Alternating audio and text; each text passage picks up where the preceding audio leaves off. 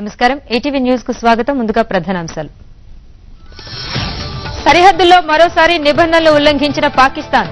సాంబా సెక్టార్లో సైన్యంపై కాల్పులు.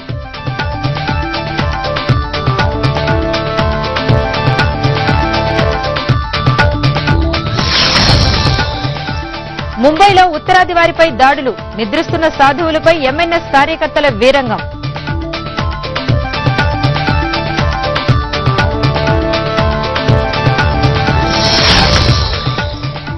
రేపటి జార్ఖండ్ శాసనసభ కౌంటింగ్ కు పూర్తయిన ఏర్పాట్లు.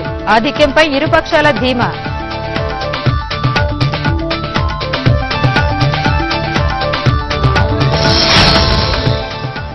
రుచిక కేసుపై రాజ్యసభలోనూ చర్చ. ఫాస్ట్ ట్రాక్ కోర్టుల ఏర్పాటుకు బృందాకారత్ డిమాండ్.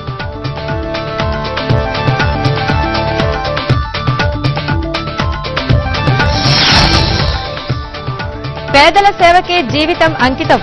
10 ఏళ్లుగా అన్నదానం. ఇల్లు అమ్మి యాత్రకు పంపిన మధ్యప్రదేశ్ వాసి.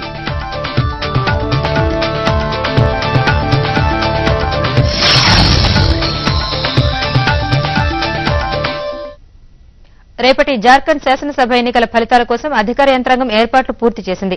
ఈ తరుణంలో ప్రధాన పార్టీలైన కాంగ్రెస్, బీజేపీ ప్రభుత్వ ఏర్పాటుకు చకచక పావులు కదుపుతున్నాయి. ఖచ్చితమైన ఆధిక్యం సాధిస్తామని ఇరుపక్షాలు ధీమా వ్యక్తం చేస్తున్నాయి. తగినన్ని స్థానాలు సాధించుకుంటే ఇతర పక్షాలతో జతకట్టేందుకు ప్రయత్నాలు ముమ్మరం చేస్తున్నాయి. 5 విడతలుగా జరిగిన జార్ఖండ్ ఎన్నికల ఫలితాలు రేపు వెలువడనున్నాయి. మొత్తం 81 స్థానాలకు గాను 41 సీట్లు సంపాదించి సర్కారు ఏర్పాటు చేస్తామని కాంగ్రెస్ ధీమా వ్యక్తం చేస్తోంది. ఇందుకు అవసరమైన మద్దతు కోసం లౌకిక పార్టీల మద్దతు కోసం ప్రయత్నాలు ముమ్మరం చేసింది. మిత్రపక్షం జార్ఖండ్ వికాస్ మోర్చాతో కలిసి ఆధిక్యాన్ని సాధిస్తామని ధీమా వ్యక్తం చేస్తోంది. ముఖ్యమంత్రి ఎవరవుతారనే విషయాన్ని అధిష్టానం నిర్ణయిస్తుందని చెబుతున్నప్పటికీ గిరిజనేతరుడికి ఆ పదవి దక్కే అవకాశాలు అధికంగా ఉన్నట్లు తెలుస్తోంది. రేపటి ఎన్నికల ఫలితాల తరువాత పొత్తుల విషయం ఆలోచించాలని భారతీయ జనతా పార్టీ భావిస్తోంది. ప్రభుత్వ ఏర్పాటుకు అవసరమైన ఆధిక్యం లభిస్తుందని చెప్పిన భాజపా రాష్ట్ర శాఖ అధ్యక్షుడు రఘువర్ దాస్ రాజకీయాల్లో ఎవరూ అంటరాని వారు కాదన్నారు. రేపటి కౌంటింగ్ కోసం ఈసీ అన్ని ఏర్పాట్లు పూర్తి చేసింది. అవాంఛనీయ ఘటనలు జరగకుండా నివారించేందుకు అదనపు పోలీసుల బలగాలతో పాటు సీఆర్పీఎఫ్ ను రంగంలోకి దించింది. కోపెన్హెగన్ సదస్సులో ప్రతిపాదిత ఒప్పందాలు భారత్ నిర్దేశించుకున్న లక్ష్యాల సాధనకు వ్యతిరేకంగా ఉన్నాయని కేంద్ర పర్యావరణ శాఖ మంత్రి జైరాం రమేష్ అన్నారు. ఐక్యరాజ్యసమితి వాతావరణ మార్పుల సదస్సులో జరిగిన చర్చల సారాంశం నివేదికను రాజ్యసభలో ఆయన వివరించారు. సదస్సులో చర్చించిన అంశాలు ప్రతిపాదిత ఒప్పందాలేవీ చట్టబద్దం కాలేదన్నారు. వాయు ఉద్గారాల తగ్గింపునకు అగ్రరాజ్యాలు సూచించిన అంశాలపై చైనా, భారత్ లాంటి అభివృద్ది చెందుతున్న దేశాలు తమ వైఖరిని స్పష్టం చేశాయన్నారు. భారత్ ప్రతిపాదించిన అనేక అంశాల్ని సదస్సు పరిగణలోకి తీసుకుందన్నారు. అభివృద్ది సాధనకు దీర్ఘకాలిక ప్రణాళికలు రూపొందించుకున్న బేసిక్ దేశాలు ఉద్గారాల తగ్గింపునకు ఖచ్చితమైన హామీని ఇవ్వలేదని తెలిపారు.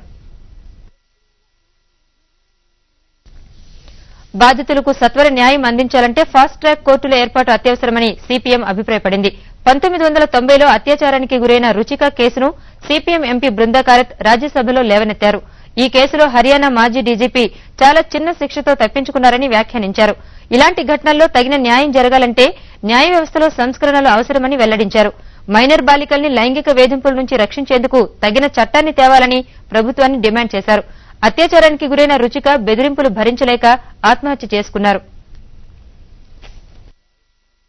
That young girl felt so helpless and so traumatized that she committed suicide. 19 years later, this criminal has finally been found guilty. But what has he got as a punishment, sir? Just 6 months. And the day that he was convicted, and the day that he was convicted, within 10 minutes he was out on bail. So for all of us, is it not a shame? And I want to state that it is not anybody else, but a very sensitive family. Anand and Madhu Prakash and their brave daughter Aradhana. కోపెన్హెగన్ ప్రపంచ పర్యావరణ సదస్సులో భారత్ నిర్వహించిన పాత్రను రాష్ట్రపతి ప్రతిభా పాటిల్ కు ప్రధాని మన్మోహన్ వివరించారు. రాష్ట్రపతి భవన్లో 40 నిమిషాల పాటు వీరిద్దరి సమావేశం జరిగింది. భారత్ అభివృద్ది చెందుతున్న మరో 3 దేశాలతో కలిసి అమెరికా ప్రతిపాదించిన చట్టబద్దమైన ఒప్పందాన్ని పేద దేశాలు తిరస్కరించినట్లు వివరించారు.